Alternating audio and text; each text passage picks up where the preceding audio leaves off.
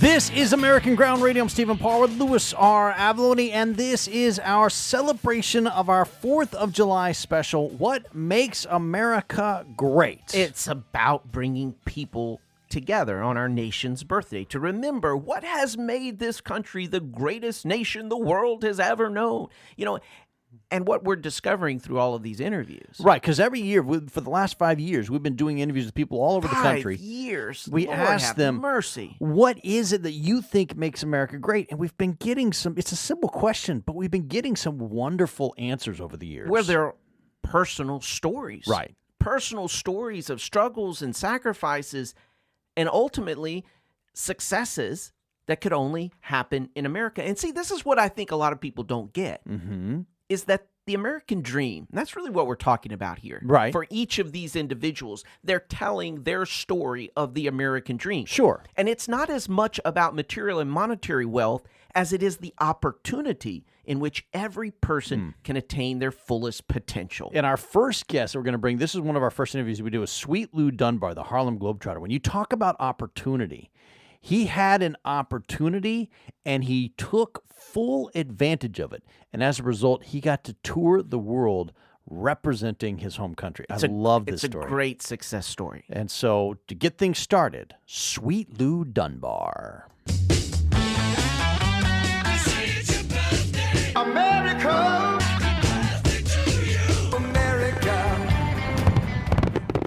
This is Sweet Lou Dunbar, the Harlem Globetrotter legend. He's now director of player development for the Harlem Globetrotters and a coach still traveling the world. And by the way, beyond all of that, a really, really nice guy. Sweet Lou, welcome to the show. Gee, thanks, Stephen. That was pretty good. But let me give you a little correction. Oh, please do. I played for 24 years. Oh. I was good, but not 27 years worth. But 24 years. Good. Maybe if you'd had a better orthopedic surgeon, you could have gotten those 3 more in. I wouldn't go there. You won't go there? Okay. All right. Well, we'll just move on. Hey, Sweet Lou, we've been asking people all day long, and I really wanted to have you on the show because I figure you've been to every single American city, twice, 3 times, 4? How many? You've traveled the world just representing the United States as part of the Harlem Globetrotters, and I thought you would have a unique insight on this. What is it that you think makes America great? Being a guy from a small town in Louisiana, right down the street, Minden, Louisiana, man, I just think it's the freedom to be able to go places and see things, and the freedom of being free here in the United States, man. Who would ever thought a guy from Minden, Louisiana, has been to about 95 different countries?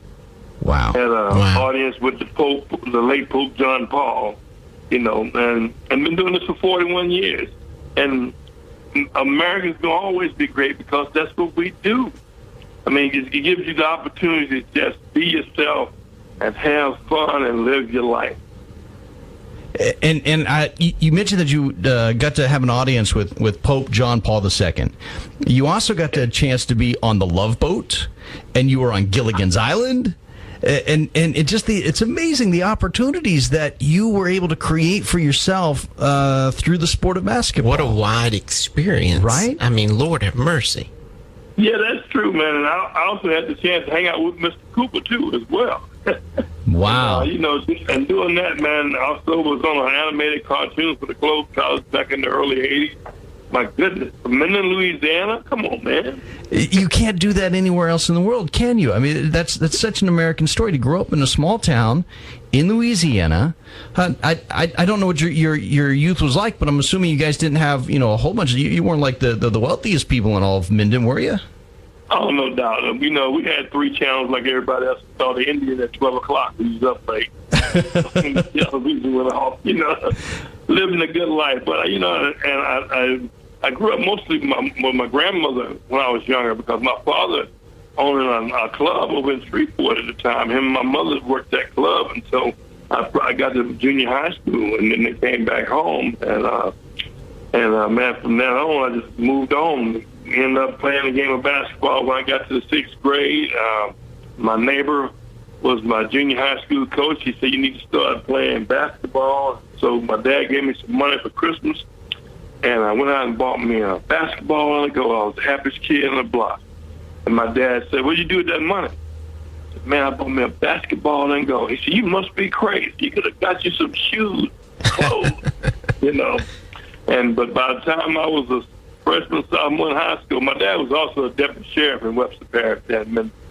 And so by the time I was a sophomore in high school, my dad was the same guy leading those buses going to watch me play everywhere we played. And by the time I got to be a senior in high school, and then I became Mr. Basketball of the state of Louisiana and went on to the University of Houston. And from there, 1 year in Europe, and from then on with the Harlem Globetrotters now for 41 years. Wow.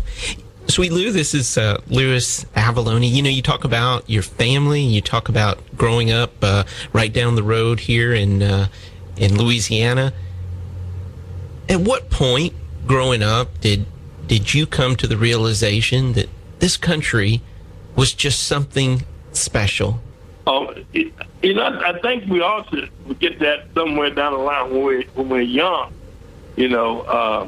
because being from Midland, you didn't know a whole lot more than others in Shreveport because that was the big city, Mm-hmm. And then once you get out, and once I got out into the world, went to the University of Houston, man, my eyes opened. And I was amazed that the school I was going to was just as big as my hometown. How could that happen? Had many people at the school there in my hometown. And so I thought that was amazing, something very interesting, man.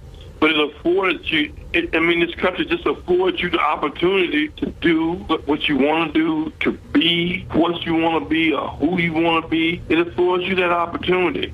And I think I learned that after I got out of Midland and went to the University of Houston, man, and it's so crazy to say, and Louisiana probably was one of the last states to do it, to integrate schools.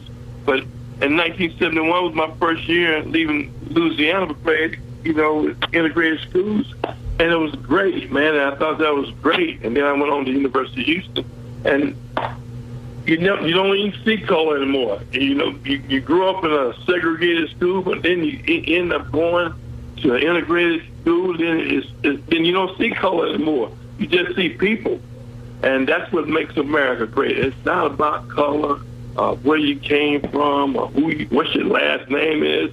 It's about who you are and how you treat people, and how you live in this great country we live in. Man, what a wonderful message. That's absolutely right. And actually, the neighborhood that we lived in Houston, there are people from all over the world that live in that neighborhood. It really is what is it? I think something like 85 different languages are spoken in Houston. Oh my goodness! It's absolutely amazing. So let me ask you another question, because as a Harlem Globetrotter, you're wearing stars on your shorts. You got the red and white stripes, and you go around the country, and you're dressed like an American flag, and you step onto the court in Naples or somewhere else overseas. You said you've been to 85 countries? About 95. 95 countries. I shorted you 10. You go over there. And do you feel like you're representing America when you do that? We do. And not only that, for the last 12 or 13 years, we put on a military tour every year. We go perform for the troops every year. Right after Thanksgiving, we leave the United States, and I think this year we'll be going to Asia to perform for the troops in Asia. We go to Europe, we go to the Middle East. And that's what we do. It's been a great thing, man, because we're giving back to, and they'll be so happy to see the Globetrotters come play for them, but they don't understand how happy we are to play for them because what they do for us. They afford us the right to be out here doing what we do because of what they do. And so, but what we do, when we get there, man, we mingle with the troops. We sit down, we have lunch with them, and then we put a smile on their face in the evening, make them think about home. And, how good it'll be once they get back home. Are you saying that the soldiers don't root for the Washington Generals? Who are they? You got to always listen to me. You have to always remember to beat the Harlem Globetrotters be like shooting Santa Claus. Nobody wants to see that. You're right. Absolutely nobody wants to see that, but everybody wants to see the Harlem Globetrotters. I loved it when you guys came through the last time I got to go with my kids, and I just love every time you come through town. I love what you're doing. And Sweet Lou, your name is appropriate. You're one of the nicest people I've ever known. Thanks, Stephen. I've been doing this Parr family for a long time. I mean, I knew your dad and mom before my kids were born. Now my son's 22 years old, so we've been around for a long time. but we won't tell people that. That's right. Well, they already know, Stephen. Trust me. They already know. Happy 4th of July, Sweet Lou Dunbar, Harlem Globetrotter legend. Thanks for being with us today. My pleasure.